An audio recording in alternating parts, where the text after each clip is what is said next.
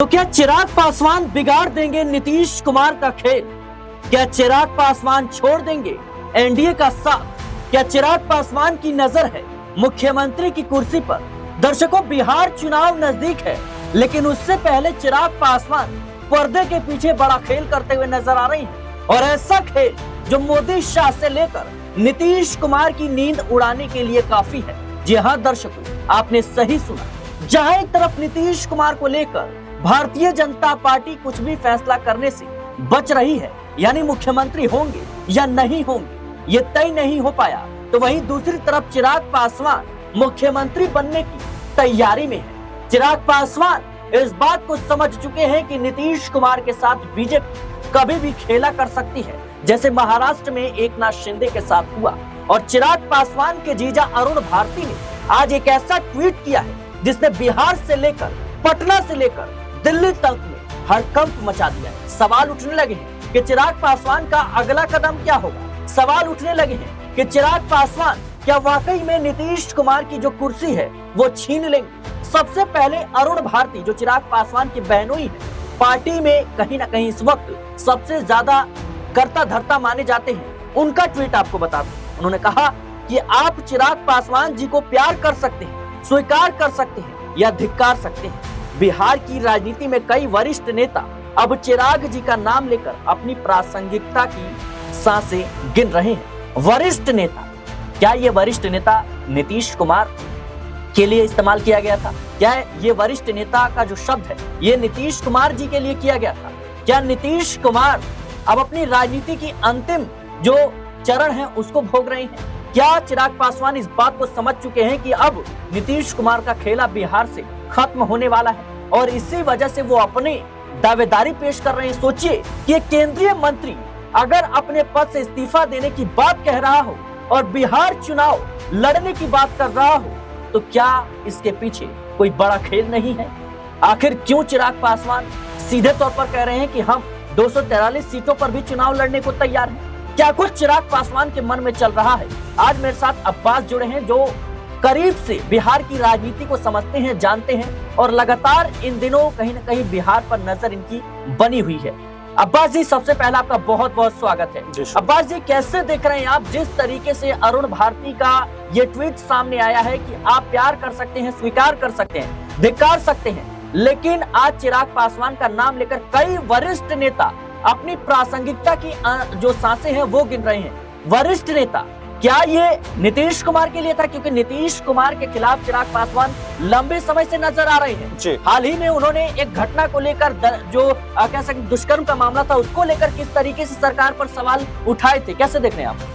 देखिए, बिल्कुल यहाँ पर जिस तरह से वरिष्ठ नेता को टारगेट करने की बात की गई है उस हिसाब से और जो राजनीतिक समीकरण इस समय बिहार के अंदर बनते हुए दिखाई दे रहे हैं उससे तो ये सीधा सीधा पता चल रहा है कि वो नीतीश कुमार के लिए ही कहा गया है। क्योंकि वरिष्ठ नेता ना तो लोजपा में और कोई है और ना ही एनडीए के अंदर कोई ऐसा वरिष्ठ नेता है जिसको टारगेट यहाँ पर चिराग पासवान या फिर उनके बहनोई जो है वो कर सके। सिर्फ नीतीश कुमार ही वो नेता हैं जो लगातार यहाँ पर चिराग पासवान के निशाने पर हैं। तो यहीं पर इस बात से अंदाजा लगाया जा सकता है कि यहाँ पर ये किसके लिए कहा गया होगा। क्योंकि आप देख रहे हैं कि 2024 के चुनाव के बाद से जब से चिराग पासवान के 5 सांसद जिन करके आए हैं उनकी नजर बिहार पर बनी हुई है और सीधे मुख्यमंत्री की कुर्सी पर। अच्छा, अरुण भारती कहते हैं कि अगर चिराग पासवान को बिहार में कोई बड़ी जिम्मेदारी मिलती है तो वो चुनाव जरूर लड़ेंगे। और हाल ही में आरा में लोजपा रामविलास की एक जनसभा थी, उस दौरान चिराग पासवान ने ऐलान कर दिया कि मैं जरूर चुनाव लड़ूंगा, मैं बिहार के लिए काम करना चाहता हूं, मैं बिहार फर्स्ट और बिहारी फर्स्ट का जो नारा दिया हूं इस पर काम करना चाहता हूं। क्या लगता है आपको कि कहीं ना कहीं चिराग पासवान इस बात को समझ गए कि नीतीश कुमार की राजनीति का ये आखिरी दौर चल रहा है, इसके बाद कहीं ना कहीं नए चेहरे की तलाश भारतीय जनता पार्टी को भी है, भारतीय जनता पार्टी अपना मुख्यमंत्री बनाएगी, लेकिन चिराग पासवान उससे पहले खुद ही कहीं ना कहीं खुद को मुख्यमंत्री चेहरे के लिए प्रोजेक्ट कर रहे हैं?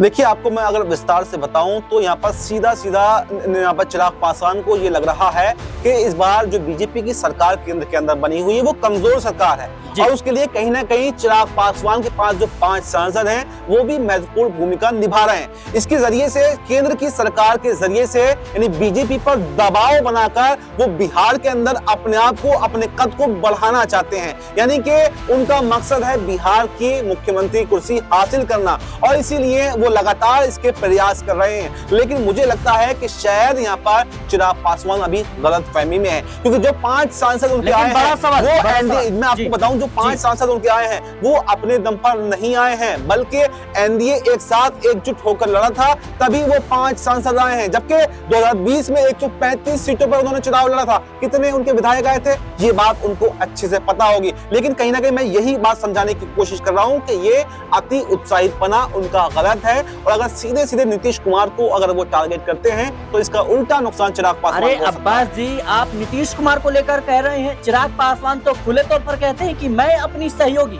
बीजेपी की विचारधारा से सहमत नहीं हूँ, मैं कुछ चीजों को लेकर के कहीं ना कहीं हमारी विचारधारा जो है वो मेल नहीं खाती है। और चिराग पासवान ने मीडिया से साफ तौर पर कहा था कि जो बीजेपी की कोर हिंदुत्व वाली विचारधारा है मैं उसका समर्थन नहीं करता हूँ, मैं सबके सम्मान की बात करता हूँ, सबको साथ लेकर चलने की बात कहता हूँ। और इसी वजह से देखा गया कि योगी आदित्यनाथ का एक फैसला आता है, कांवड़ यात्रा के दौरान जो दुकानदार हैं उनको नेम प्लेट लगाना पड़ेगा। हाल ही में ईद के मौके पर एक कह सकते हैं कि बयान सामने आता है, योगी सरकार का फरमान सामने आता है और कहा जाता है कि भाई सड़कों पर नमाज नहीं पढ़ना है, और इसकी खिलाफत चिराग पासवान खुलकर करते हैं। चिराग पासवान मुसलमानों को साथ लेने की बात करते हैं, दलितों की कहीं ना कहीं नुमाइंदगी करने की बात करते हैं। चिराग पासवान ने भारत बंद का जो ऐलान किया गया था उसका समर्थन किया। चिराग पासवान बिहार को विशेष राज्य का दर्जा, विशेष पैकेज की बात करते हैं। भारतीय जनता पार्टी और नीतीश कुमार दोनों ही जातीय जनगणना की बात कर रहे हैं इन दिनों, और चिराग पासवान कह रहे हैं कि भाई सार्वजनिक डेटा नहीं किया जाना चाहिए,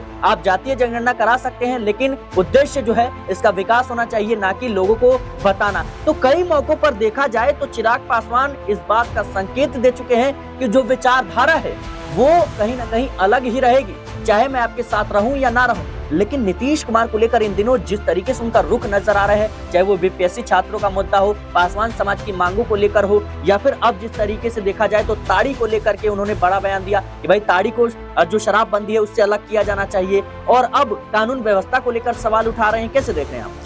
देखिए, मैं इस पूरे प्रकरण को आपने पूरा विस्तार से बताया, और मैं एक एक बात को नोटिस कर रहा था। जितनी भी बातें आपने बताई हैं इन सब में राजनीति एक जो मेन पहलू है, मेन पॉइंट है, वो राजनीति है। चाहे यहाँ पर नीतीश कुमार की खिलाफत हो या फिर बीजेपी की खिलाफत हो, कैसे वोट बैंक जो है वो एकजुट किया जाए, कैसे लोगों का समर्थन हासिल किया जाए, यही प्रयास जो है इन बयानों के माध्यम से चिराग पासवान देना चाहते हैं। तो वही मैं आपको बताने की कोशिश कर रहा था। चिराग पासवान राजनीति अभी सीख रहे हैं, लेकिन नीतीश कुमार ने राजनीति में जिंदगी व्यतीत कर दी है, पूरी जिंदगी गुजार दी है। वो नीतीश कुमार वो शख्सियत का नाम है जो बीजेपी दूसरे दलों को, दूसरे नेताओं को धोखा देती है, लेकिन नीतीश कुमार ही देश में एकमात्र ऐसे नेता हैं जिन्होंने जब चाहा नीतीश कुमार ने बीजेपी को धोखा दे दिया। तो चिराग पासवान ने, मुझे लगता है, गलत पंगा यहाँ पर नीतीश कुमार से मोल ले लिया है। नीतीश कुमार के रहते तो कम से कम ये संभव नहीं है कि चिराग पासवान को मुख्यमंत्री की कुर्सी जो है बिहार के अंदर, लेकिन नीतीश कुमार की राजनीति का अंतिम दौर भी चल रहा है, ये भी हमें नहीं भूलना चाहिए। नीतीश कुमार के स्वास्थ्य को लेकर अभी से ही सवाल विपक्ष लगातार उठा रहा है। तो क्या चिराग पासवान इस बात को समझ गए हैं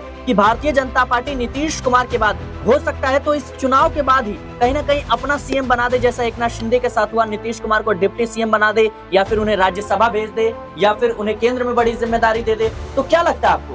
देखिए, चिराग पासवान मौका परस्ती की तलाश कर रहे हैं जी। वो चाह रहे हैं कोई ऐसा मौका मिले, क्योंकि जिस तरह से आपने बताया कि नीतीश कुमार का अंतिम पड़ाव चल रहा है, ये बात भी कहीं ना कहीं ठीक है।